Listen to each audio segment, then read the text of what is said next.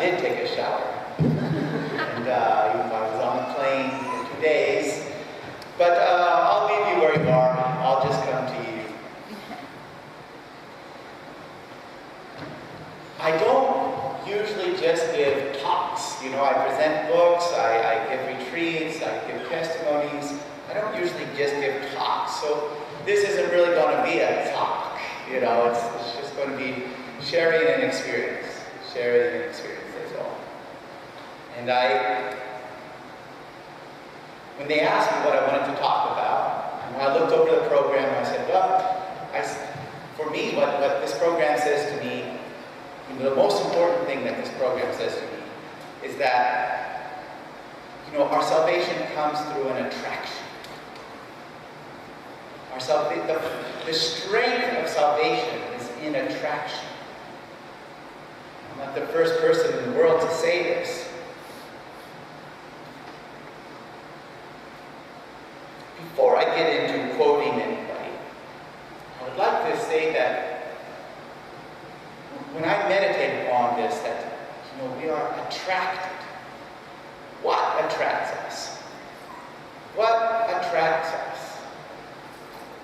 I remember when I was 13 and I'm from a family of 8, number 6, and yes, I did grow up on, well, is it a hippie commune or is it a hippie commune? You know, this is, you know, only my hairdresser knows. You know, the fact was that we, you know, arrived in this little village of summer cabins for workers in the Redwoods, 2 hours north of San Francisco in 1963. And in 1964, the great free speech movement in Berkeley happened. Already in 1965, this had morphed into what then the following summer became the Summer of Love in San Francisco. That was, you know, already, the Summer of Love was 1966, not 1968. But already in 65, you know, the first hippies were building their communes up in the Redwoods. These Redwoods are so beautiful, and nature is so beautiful, and it's perfect, and men are so evil, and society is all bad, and nature is so beautiful. But there were on our little tiny, there were 60 full-time residents, 60 year-round residents in this place. But it was full of summer cabins. We lived in a summer cabin year-round. And on either side, there were 2 big hippie communes. One was called Morning Star. It was a big, very famous place in Wheeler Ranch. But these were real hippie communes. We're starting over a new civilization.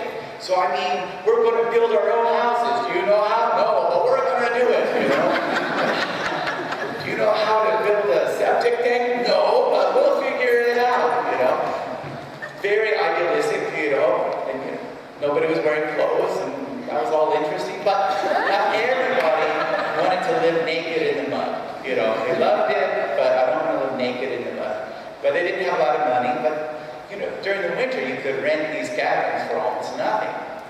So, from 1964 to 1965, the population of that, you know, year-round population grew from 60 to almost 400. All of them hippies. And that's where I grew up. So, is it a commune or is it a commune? Well, my mom sure thought it was, and she was all cool about that. My dad sure thought it was, and he wasn't so good about that. But then when he figured out they would all vote Democrat, he was very happy. So I do come from that background, and it's not irrelevant to what I have to say. In fact, you'll see that it's very much part of what I want to say. Because growing up with a lot of, you know, okay, at the beginning, the 2 words that defined this movement were, come on, you guys are Americans, you know this. The 2 words of the hippie movement were, and peace and love. Peace and love. 2, not 3.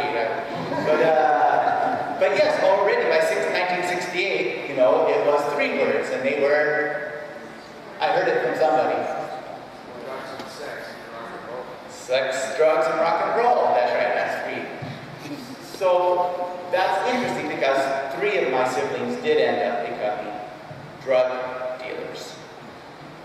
Very nice drug dealers, not your mean Well, one tried to be mean for some years, he got over it.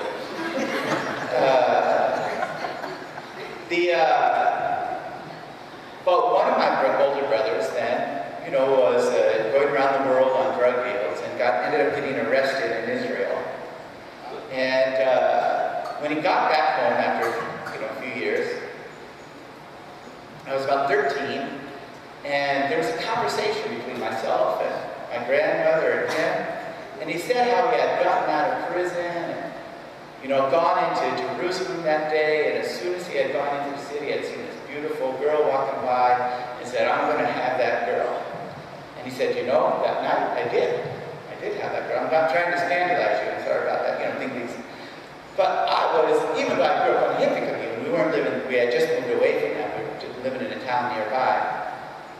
I was still thinking, man, that sounds hard to do, I walk in, I don't know anybody in this town, I walk into the town, I see a girl, say, I want her, I get her. I was thinking, how did you manage that? 13-year-old boy wants to know these things. and I don't remember what he said, but I remember my grandmother, what she said. And now my grandmother was not a shrinking violet. My grandmother was a woman of the world. She had been a nightclub dancer, in the speakeasies. She had become a famous Broadway dancer on the Ziegfeld Follies, and then become the very first Revlon cover girl. Yes, that's there's a lot to say about that. She was a woman of the world. And, also from this point of view, without giving away her secrets. And she looked at me and said, honey, she said, don't you know, desire begets desire. So when your brother looked at this woman with desire, it had sparked and inflamed a desire within her. We all want to be desired, and it makes us desire the person who desires us. Now, I thought that was pretty good advice about how to get,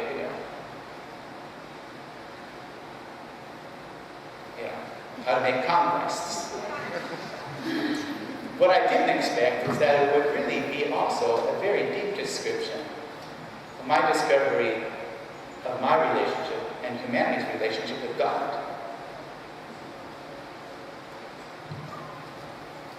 And I will get to all that, but I'm going to have to take a step back to that hippie commune. Is it really a hippie commune? And how, from the part of my sister, who was number 3, but I was number 6, so the first sister is raising those youngest kids. Is there anyone who has that experience there? No? Yeah.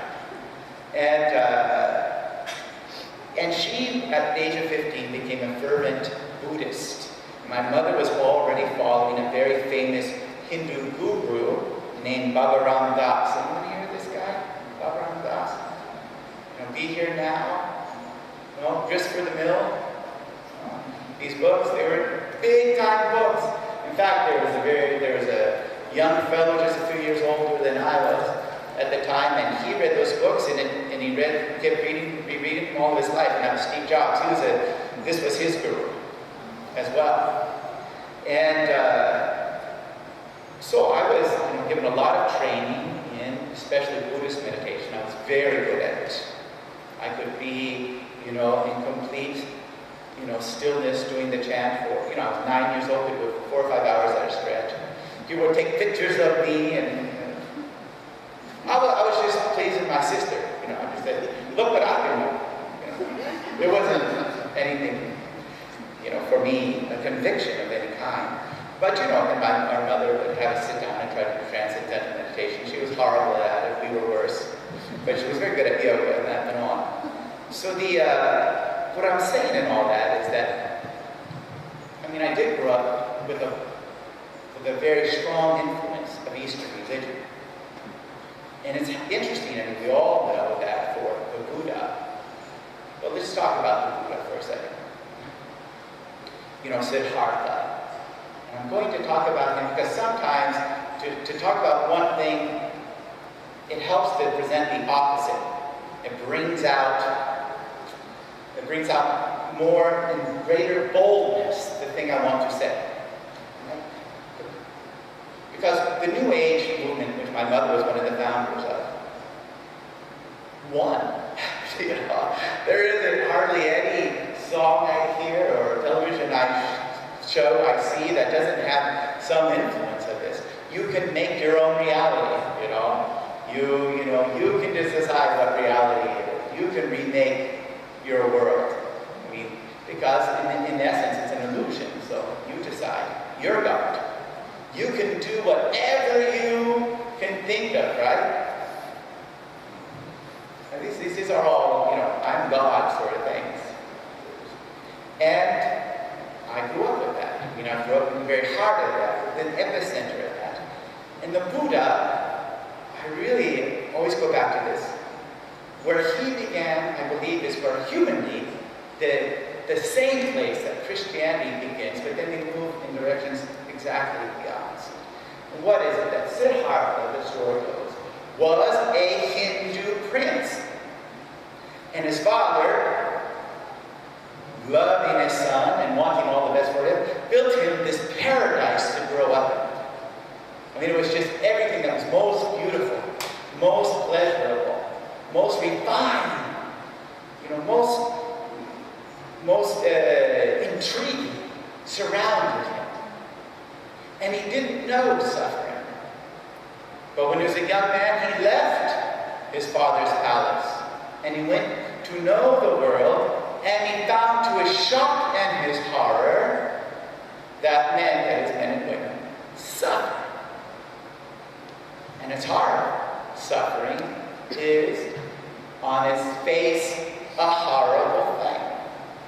On its face. And he said, how can we help these? How can we help the world? I mean, these people suffer. What can I do about it? So he said, why do people suffer? And this is where we get, you'll recognize the words that we're getting a rhythm in here. He said, people suffer because they desire what they cannot have, they cannot possess, and therefore they suffer. I even say, you know, why do people sin? Because we desire, but we don't know what we desire, so we take. You know, it's very close to what he would say. People desire, but they cannot possess, and so they suffer. Well, how can you fix that? If people realized that what they desire and their very desire for what they desire is an illusion, if they'd be freed of this illusion, then they would be free from all suffering. You know, I was once at a conference, a Catholic Buddhist conference. And I remember seeing this one monk, this one Buddhist monk. We were in a church that was part of this retreat center where the conference was being held. This one Buddhist monk coming up to, I wonder if you can see it now, coming up and looking up at a crucifix. And looking up there at Jesus, and what was Jesus doing on that crucifix? Suffering, thank you. And he said, you know, sometimes, like at this conference, I can have moments where I think we are very close. But then I look at this and I think, we will never understand each other. Never. Never. So he says the point is to be enlightened, to be liberated from this wheel of desire, of disappointment, of violence and sin, and to realize that your desire is an illusion. But that's a big thing to say your desire is an illusion. I mean, from the moment you open your eyes, you have desires. In fact, when someone says, I want to know myself, what are they trying to understand when I say I want to know myself? What I want, right? If you meet a new person, you don't know who they are. Can you trust them? Can you not trust them? What's the deal? When you figure out that you think you know what they want, what they're after, right? Then you know who they are. Then you say, oh, now I understand. I mean, the very word I can only be spoken when you say, I desire, I want.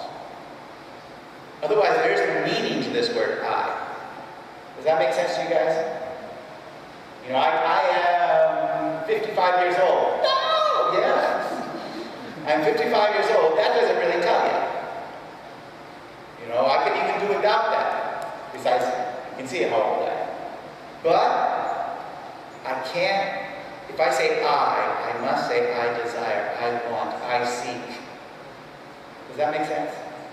Therefore, Buddha was really looked down on that. He said, that's right, because the I itself, the self, is an illusion. There is no self. It's an illusion. Your very self is an illusion. There's just being. And you are not other than being. And God is not other than being. And when you get that, when you understand, when you become aware of that, then you are enlightened. Then you are released from the wheel and you return to being. Indiscriminate, part of the whole being, free from all suffering, all is fullness. In other words, Buddha looked at life, saw there was suffering, saw the heart of man that desires, and said, to keep people from suffering, we will take away their hearts. What my point is that my experience of Christianity is exactly the opposite. Whereas Buddhism starts saying, look, your desire is not real. Christianity is where finally, in all human history, in all human civilization, I mean, when the Greeks, when they wrote the great plays, or their great theatrical tradition, there are two types of plays. Who's done great book studies and who can tell me what the two types of plays are? I'm sorry to do this to you, but you're all being so silent and I'm getting freaked out. Yeah. No, tragedy and farce. There's a little bit of difference there. Because a comedy can still have a meaning. A farce has no meaning. Okay, sorry. But yeah, tragedy and comedy, you're right on there. Just the word is important in farce. Tragedy, because man has a dark and fixed fate. And he's noble. Oh, how he is noble. But he desires, the wrong object of desire. Or he is placed where his desires cannot possibly be fulfilled. And this is a tragedy. But the other one is farce. It's all just does not make sense. It's funny, we have to laugh at it. It doesn't make sense. This was the height of human culture, at least in all the Western Hemisphere. Human culture had not yet known the I, because human beings had never said, this is what I'm made for. They have never perceived the object of desire. And this is what Christ came to say. I am the object of your desire. And therefore the entire Christian path is to go deeper into desire, because a deeper relationship with the object of our desire, which brings out our I more and more, become more and more myself, so that it screams out my identity. The miracle of the creation of my heart through an ever more intense relationship with the object that my heart was made for, the object of desire. But this is the point of desire. There has to be an object. And we all know that. We all know that. There's this wonderful Christian blogger in Italy called Costanza Miriano. And she writes about family and parenthood and stuff like that. And she's very ironic. She's sort of like the Ann Coulter of, Catholic, family life. But she is extremely self-ironic as well. She was writing She said that she always writes about herself in the third person. Okay, so she's talking about herself. She says, Costanza, having already determined that she needed no purchases for all this year, and that her husband could, in peace, prepare his budget for the rest of the year without considering, what purchases she personally needed. Walking past a storefront, suddenly discovered that she could not go on living without a certain charming purse and a darling pair of matching shoes. Come on. Whether it's that new, iPad, whether it's that darling purse with a charming pair of matching shoes, which I can't live on! Or whether it's, like my brother, walked into town and saw that girl and had to have her. Objects are what call forth desire. Who saw that film of Jodie Foster and Anthony Hopkins, Silence of the Lambs? Yeah, I'm not recommending it, but there was a certain moment in that film where, there's this evil genius and this good young FBI profiler. She's trying to figure out who's committing these terrible crimes. And she knows that this guy can tell her. So she's having this ever deeper relationship with this evil genius Dr. Anthony Hopkins guy. So finally, when, she gives him enough of what he wants, and that she's finally convinced him to give her what she wants, which is how to find this guy, who he is. He says, why does he do what he does? And she thinks about it, she says, because he desires. And he says, and what does he desire?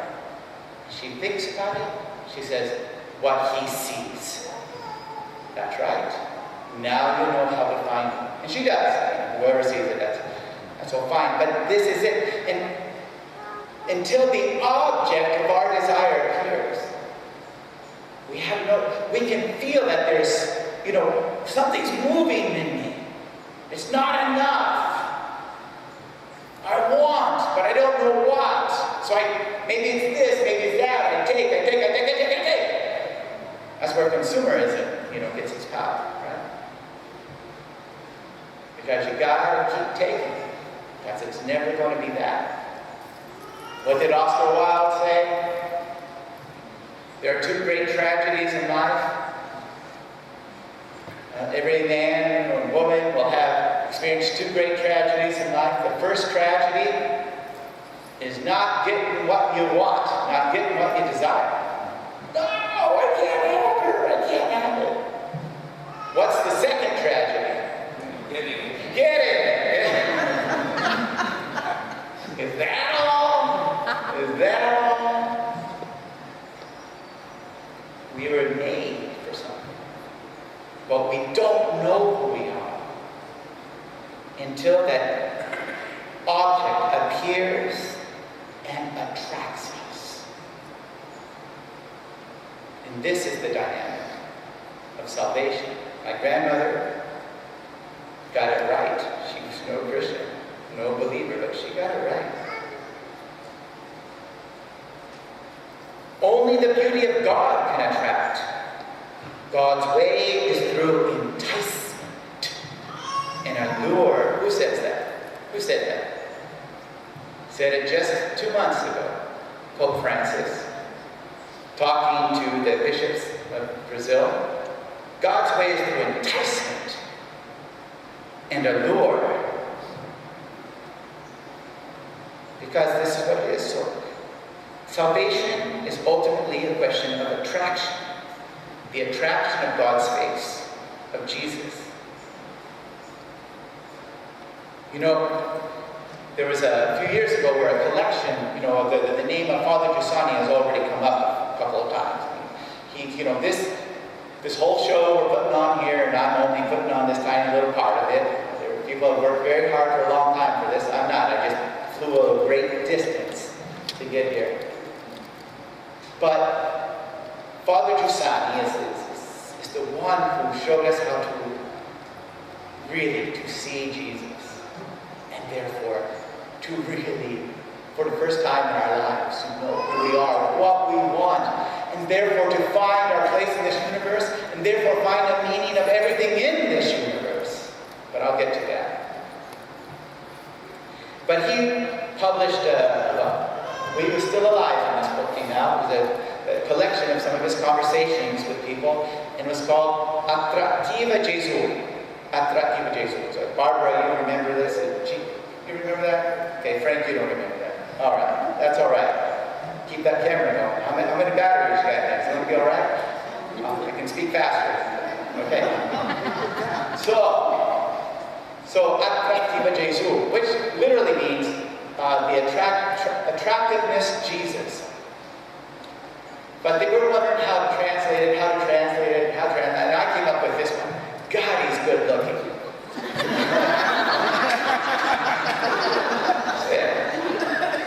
And they decided not to go with that one.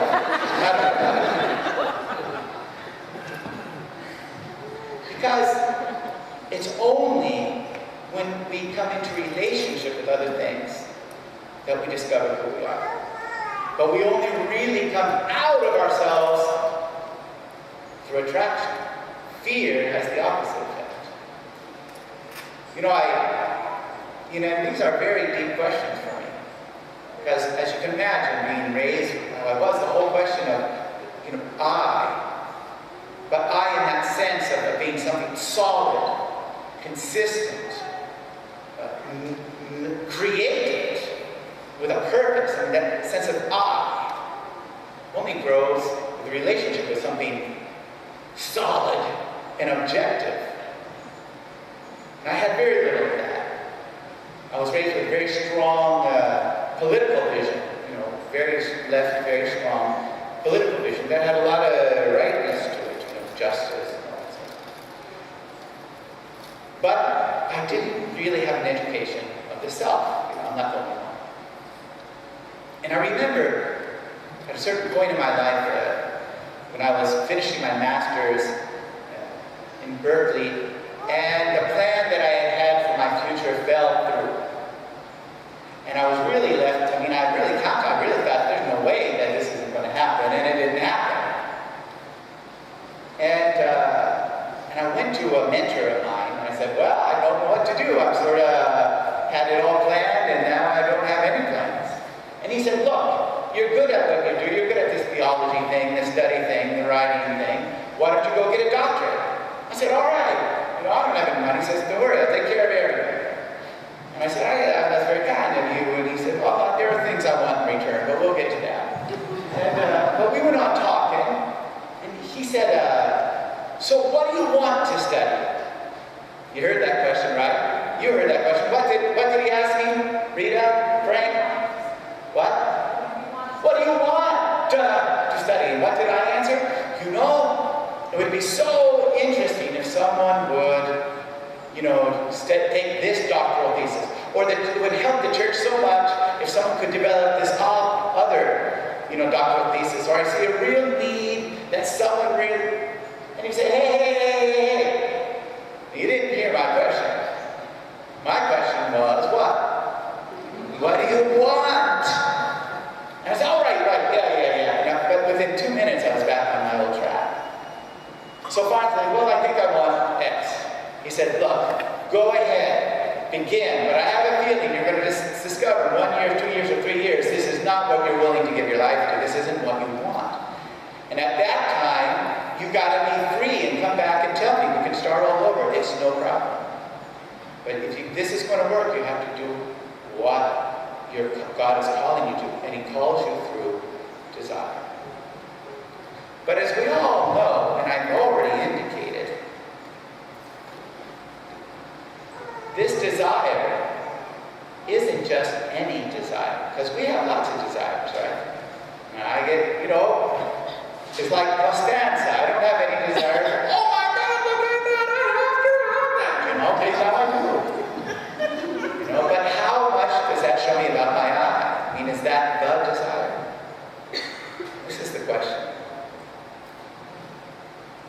I'm going to get away from it for a second, but I would like to return for just a moment to the analogy of man-woman desire as an image of salvation.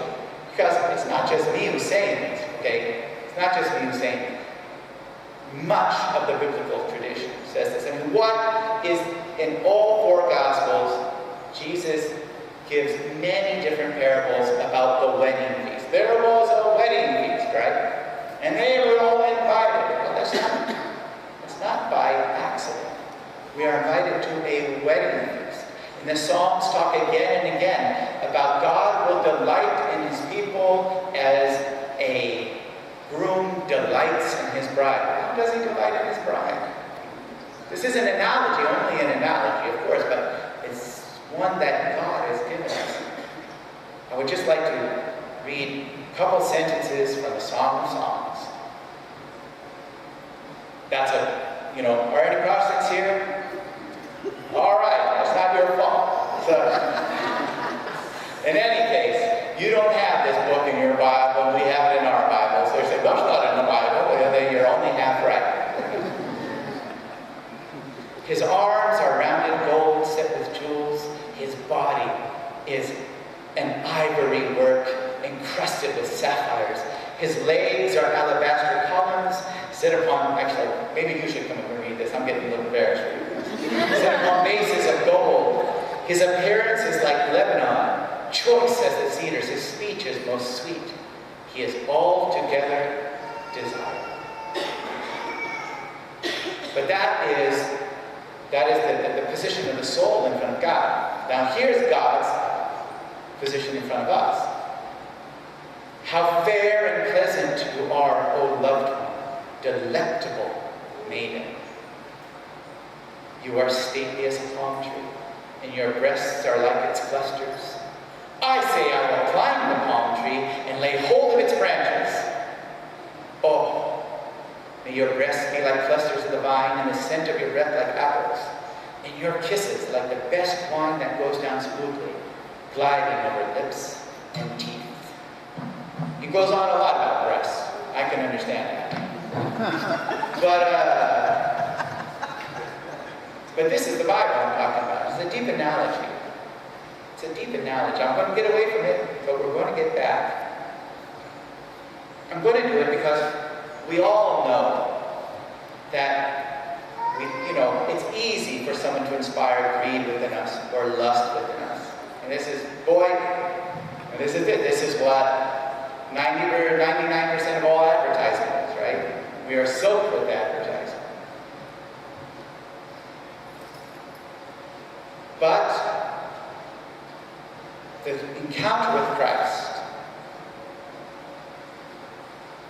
is the awakening of desire, but it is the desire, not a desire. The desire. And this is what I'm going to be talking about the rest of the time here. Okay? Are you still with me? Yes. Okay.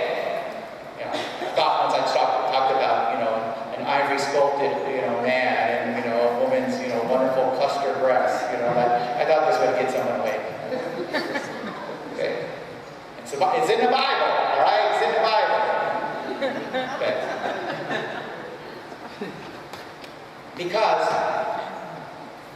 the true desire is the desire that doesn't just draw out my sexual instinct or my greed or my desire for comfort or my desire to protect myself from the infinite dangers of life. This is an object that draws out something that goes much deeper. And we don't even know ourselves until it is drawn out. How many love songs say, I never knew the truth and I never knew myself until I met you? It's not stupid. It's not stupid. There's this beautiful scene. There's this beautiful scene in A Man for All Seasons, which is one of my top 5. Anyone else have this as a top 5 Man for All Seasons? Good. We have a lot in common. All right.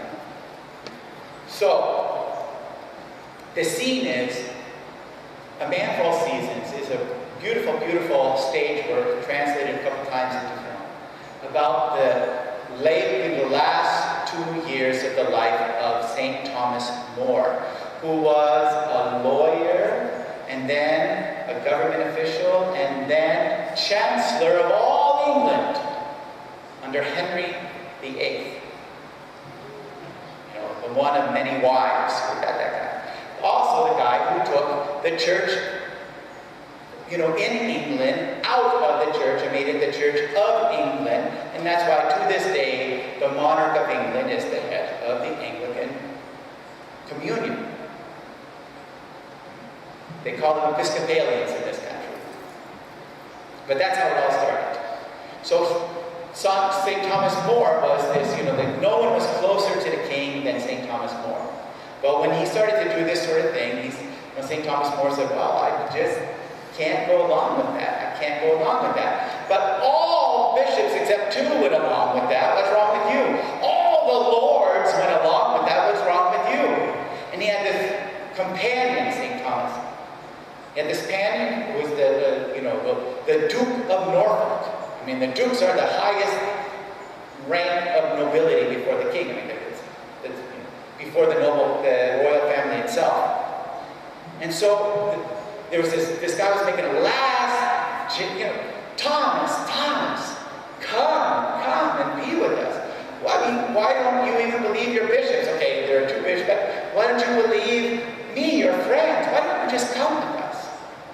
Why not be faithful to your king? And so St. Thomas, and I'm about to quote him here, St. Thomas decides that he has to break with this guy, otherwise their friendship is going to get him killed. So he has to show him what the difference between them is. And he ends up saying this. First of all, he says, aren't all you noble guys trying to create a new breed of dog? He says, yeah, what is it? So it's a water spaniel. He says, and what would you do, says Thomas, what would you do with a water spaniel that was afraid of water? Why, you'd hang it. Well, as a spaniel is to water, so is a man to his own self. I will not give in, because I oppose it. I do, not my pride, as you accuse me of. Not my spleen, not any of the other of my appetites, but I. More goes up to him and feels him up and down like an animal. Margaret's voice is heard, calling her father. But Moore's attention is irresistibly caught by this. And he turns back to bait Norfolk. Norfolk, after he makes this examination, like you test a dog or a horse or something by feeling their muscles. Is there no single sinew in the midst of this that serves no appetite of Norfolk's, but is just Norfolk? There is. Give that some exercise, my lord. And then he insults him. Norfolk strikes him, and they part forever. It's not just any appetite. It's not just any desire. It's not this appetite or that appetite, or that fear or another. It's the one object of attraction that draws out my eye. Me, Vincent. What's this gospel say? That God will call us each, draw us each, by name, the eye. Now, being, one of my first insights into the Bible as I was becoming a Christian, and it took me years to get around to doing this, because I just wasn't interested. I was interested, once I started getting involved in the church, I had already had my education, my religious education, my political education and all of that. And we were raised in my generation as being on the civic commune to believe that we were the ones who were going to remake civilization, remake human society, remake the human being with this new experience. The new age, right? And so when I became a Catholic, I thought I was supposed to do that in the church. So I was all against all this doctrine and stuff like that. So it took me years to actually open up the gospel and read it. I'd been to church, I'd heard people read it. And I always heard in church about this nice, kind, sweet, gentle Jesus. When I opened up the gospel, I kept on saying, where is that guy? Where is that guy? This guy looks like a very difficult guy to be with. He was.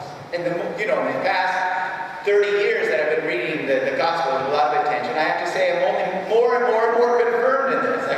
Come on. When that Canaanite woman whose daughter was dying went up to him and said, help my daughter, what did he say? No, you dog. And I have lived 10 years in the Middle East, and I'm telling you, that is the ultimate insult. And Jesus insulted her like that. This was not an easy guy. But he was a volcano of compassion and truth. And being with Jesus was fascinating, thrilling, compelling, stunning, and overwhelming. But it was never easy. There was a constant purification involved. Constant purification. As the disciples became more and more attached to him. First of all, this is really, just let's get this straight. This is new for the world, that a great religious leader who really has insight, really has incredible human insight, talks about himself. I remember, I baptized a Sikh guy one time, and through that I met some other Sikhs who were Catholics, and one of them was saying to me that when she was first given the Gospels, and she first read through the Gospels, she was horrified. She was disgusted. And she'd been raised with a very deep Eastern religious tradition. And the last thing anyone in the Eastern tradition would ever do was to say, me. When, you don't even exist, so what's that all about? It's all about the path, the spiritual practice, the process of enlightenment, right? It's all about the path, the wisdom. But with Jesus, they're very, very, relatively little of the Gospels is the teaching of Jesus. It's about who Jesus is. It's an attachment to him. This is the new thing. Really the new thing. But as they became more and more attached, he moved them further and further from what they thought they were attached to. And what did they think they were attached to? Well, who remembers the very last thing that the apostles said to Jesus? I'm pretty sure it was Philip. It doesn't say Philip in the Acts of the Apostles. I just think it was Philip, but I'm not going to tell you why. So, but there it is, Jesus on, Mount Olives. He's getting like this because he's about to ascend, to his Father. So he's getting ready to ascend to his Father, and just as he did, the last thing that the apostles say to him is what? Does anyone remember? Last thing. Last thing is, hey, is this when you're going to get rid of the Romans? I could just hear, Jesus as he's ascending into heaven. Stay in Jerusalem, I'll send you the Holy Spirit, we'll work this out. It was a constant process of purification. Well, look, the Last Supper, right? Last Supper. What happens at the Last Supper? This is in John and Luke. What happens? Jesus, decides he has to show them a lesson. Why does he have to show them a lesson? What was happening at the Last Supper? A dispute broke out among disciples regarding who was the greatest. They realized he was attractive, but what was the attraction? They needed to be purified. They thought it was for their own power, for the power of their people, for success, for victory, national victory. Then an argument broke out among them, which of them should be regarded as the greatest. They came to him and said, grant that in your glory we be saved. sit on your right and on your left. Lord, are you at this time going to restore the kingdom of Israel throughout the Romans? But little by little, he purifies their object of desire, their point of attraction.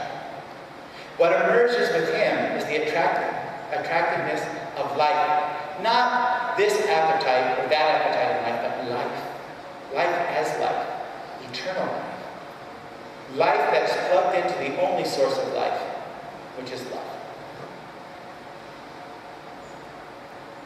A life in which one discovers to not have lost anything, but to have gained all. Life in which all things living, and even all things existing, instead of becoming more and more alien,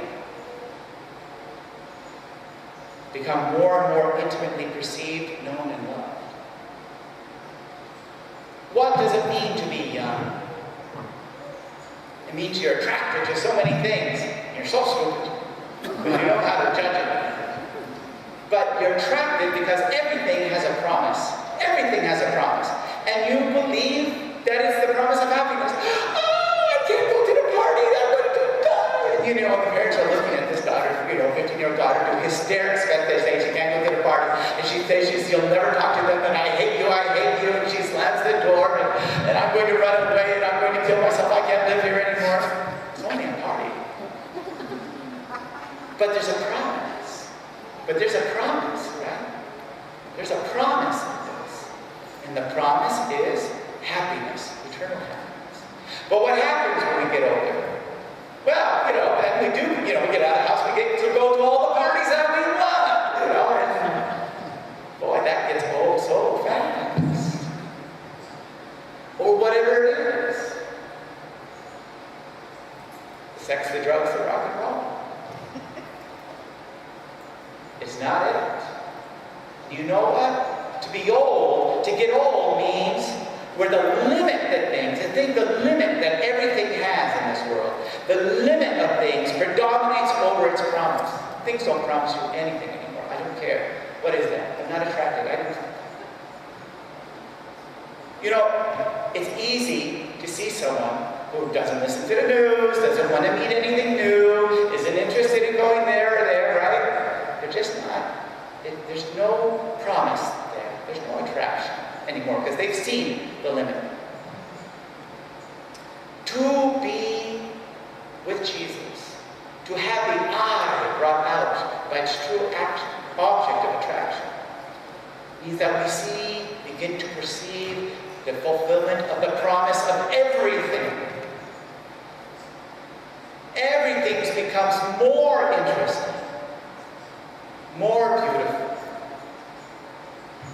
because we are in relationship with the one who fulfills the promise of everything. We are no longer wounded by the limits, because we no longer think that you, my object, this job that I was looking for, this person I wanted to have, I am no longer saying you're the one who has to make me live. I am with the Lord of life. And therefore I see the beauty of your beauty. I see the beauty of the promise that your presence makes to me. But it's not a violence of possessing you anymore. But this invitation to go to the house of the Father together. Forever.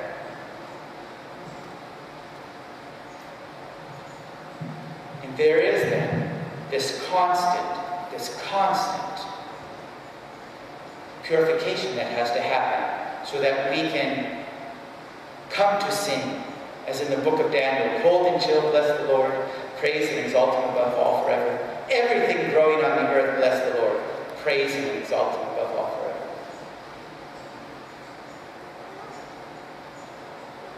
Father Giussani, wrote once. He wrote it in a book called You Can Truly, No, You Can Really, live like this. That's how it's translated in English, I think, right? And he wrote, you can live life in simplicity. In this way. Simplicity, he says, parenthetically, means the calm in the heart when it is drawn to the one object of desire that satisfies. A simple person, a simple heart. And he goes on, you must let yourself respond to the attraction, not any attraction, but the attraction of what is more, what is greater, what is more beautiful, what is better. He doesn't stop there though. He gets pretty tough at this point, like Jesus. You know? And I'll give a couple examples that Jesus was really tough on this point. But Father Justin goes on to say, the person who starts out afraid of what is greater loses as well that which is less. Everything attracts us. But if we don't let ourselves be attracted by the one thing that promises us life in and of itself, life that comes from the very fountain of life, which is God's love, we will even lose the lesser that we dared for, because ultimately it will show us its limit. You know how it is. You get that car, you love that car, and then one day it stops, and you're on the freeway, and there's no shoulder, and you don't love that car. And suddenly, every time there's a car commercial, you're saying, oh, that looks great. My car doesn't. And it's the way it is, right?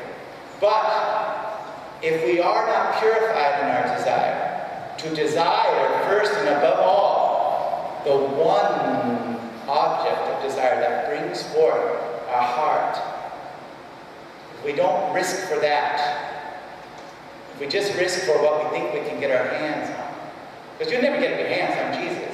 You have to let him get his hands on you. That's the thing. You'll never get your hands on Jesus, but you can let him put his hands on you. You can never possess him. You can be possessed by his love that calls to you. But unless we risk for that, then all desires are vain. All desires betray us. You know, we are so accustomed to thinking of ourselves as a jumble of impulses, because that is how the world sees us.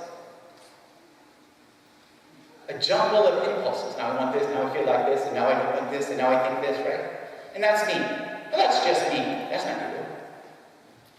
That's not you. Unless we can say, you are the one I'm on earth for. You're the one I exist for. And you're the only one who says credibly to me, I will be with you forever. Look, we started out with my grandmother. And she said, desire begets desire. This is the event of purification. This is the event where it all happens. I'm getting to the end now. I'll get back to my grandmother. It's a sign we're getting to the end. Is that okay? Are these chairs still comfortable after all this time? No. Okay, thanks a lot. What's your name? Matthew. Hey, Matthew. You look like you're in good company tonight. Yeah.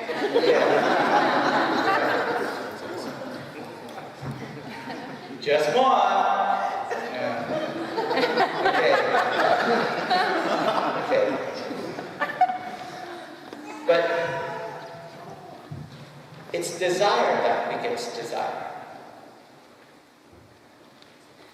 The event, ultimately, that draws us to God is because Jesus, the Spirit of Jesus, dwelling among some that he has chosen, becomes apparent to us when we see that they want the good of our life more than we do. They are more willing to suffer for my good than I am. They have a greater passion for my life than I do. Their desire for my heart and the good of my heart is more than my desire. But their desire begins to inflame my own. This happened for me for the first time. We're getting close yet. I feel so sorry. I'm going to miss you. But I remember look, has anyone here ever heard of something that only existed for a short time and, 3,000 miles away in the city of San Francisco called the St. Ignatius Institute? Okay, okay, good. So some people have. It was this really, Catholic, ramrod, I'm Catholic, I ended up there, I found myself to be outraged, by their rigidity, their doctrinalism, their negative judgment of modern sexual ethics. And homosexuality is a disorientation of the human spirit, or all the hot topics, masturbation or premarital sex, the whole bit. For me, that was, I'd been an active Catholic for years. No one had ever said any of those things. Just my Mormon sister, and I thought she was out of her mind. Thank God us Catholics were not like that. So, I would just say that I really took my opposition to them very seriously. Because they just had to figure out that they were all wrong, and I was going to make it so. This was got to such a point that twice in the years I studied there, the founder and rector, Father Joseph Fessio, called me to his office to inform me that another professor had accused me of trying to kill him. I'm not kidding. That is absolute true. Now, and the first time I said, "That guy is so crazy." That's it. Then I thought about it. Yeah, but if he died, that'd be okay.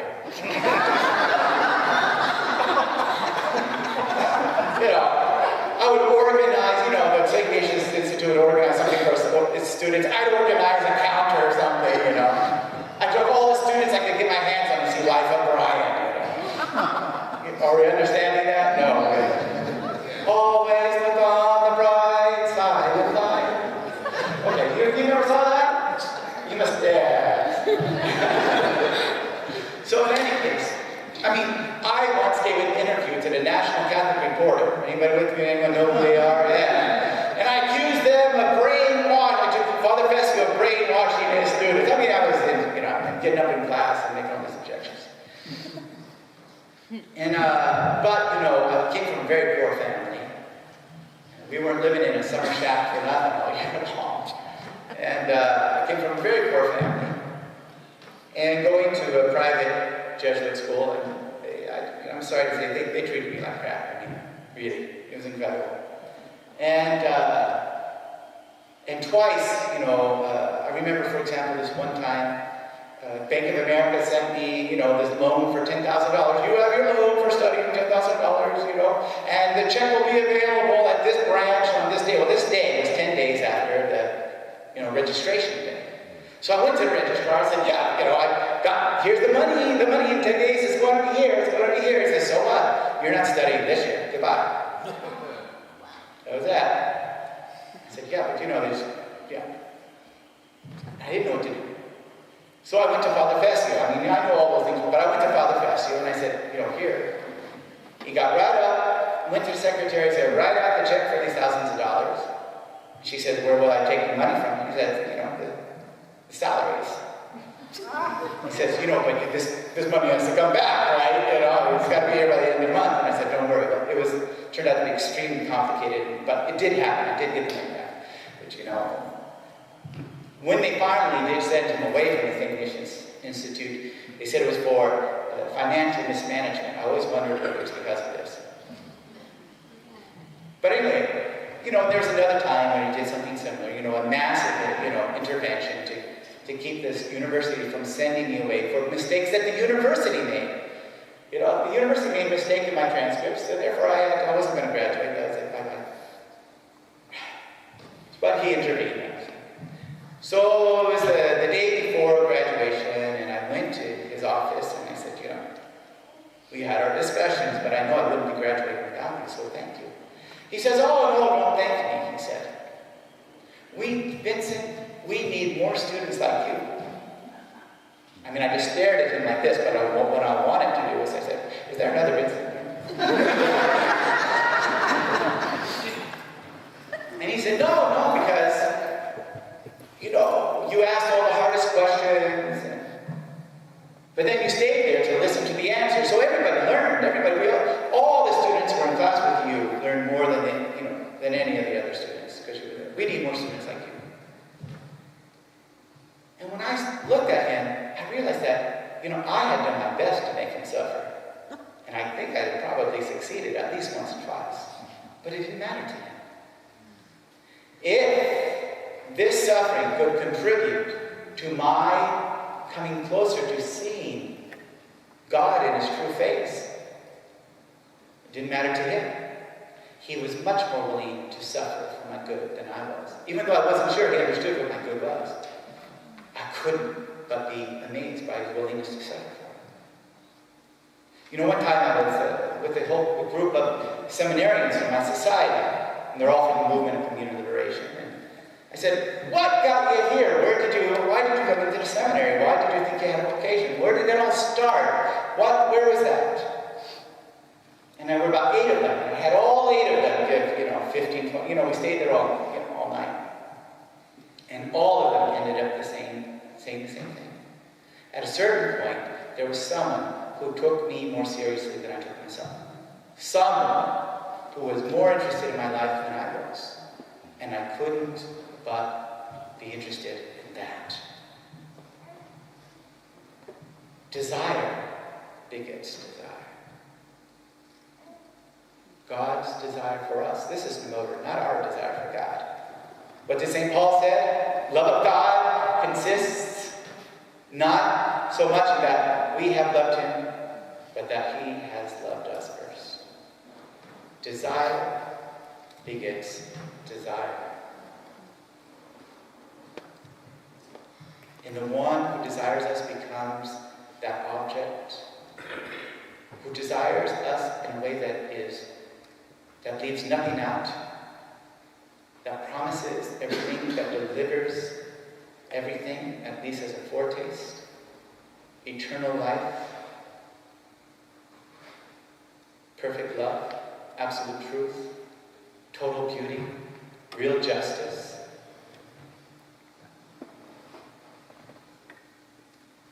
This is the desire that brings forth the true desire, not just a desire, but the desire of our eye. This is salvation. And even as Michael so beautifully said, I wanted to say, right on, brother, about 8 times when he was talking.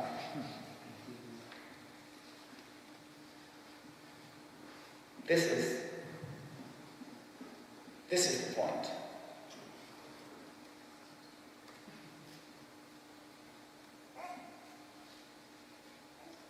Where the I emerges and is saved. This is the point where we can finally say, "Hey, I'm right, you're wrong.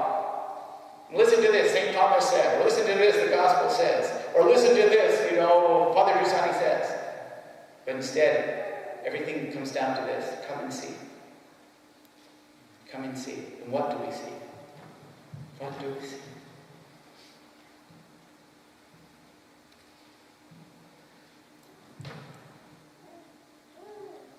Don Massimo Cavazasca, the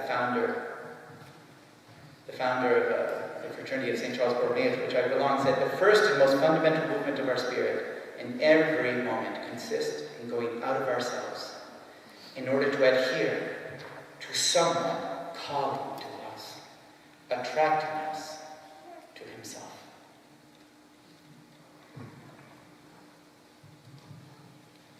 It is the explosion of this experience, the returning to this experience, that becomes inevitably an inviting into this experience.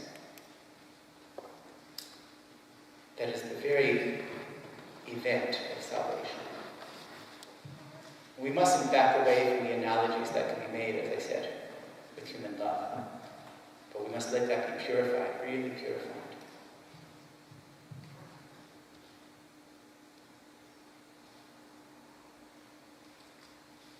I'll tell you one little story and that's the end. It's going to take just 30 seconds.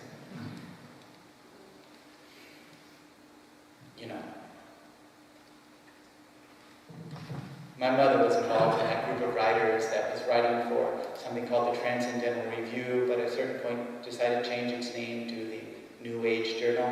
You know, she was one of those. So, I mean, you can imagine what that's all about. You've all heard of New Age, right? Yeah, that's Stephen? Yeah. Well, you didn't say. So, amen. You know, life goes on. Lots of things happen. I have a very close relationship. Always have with my mother.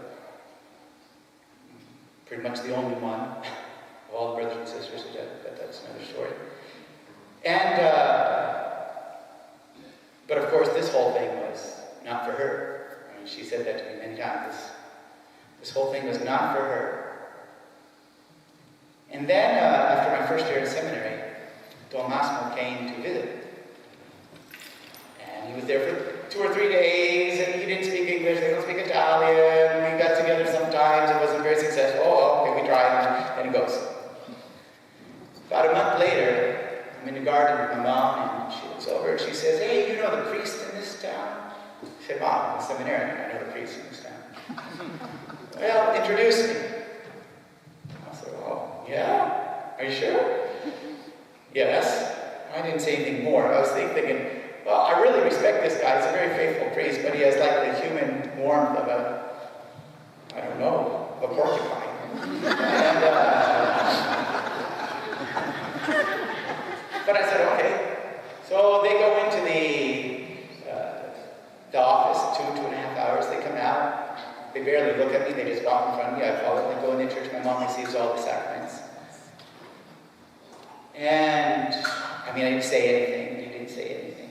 I did ask her about a month later why. She says, well,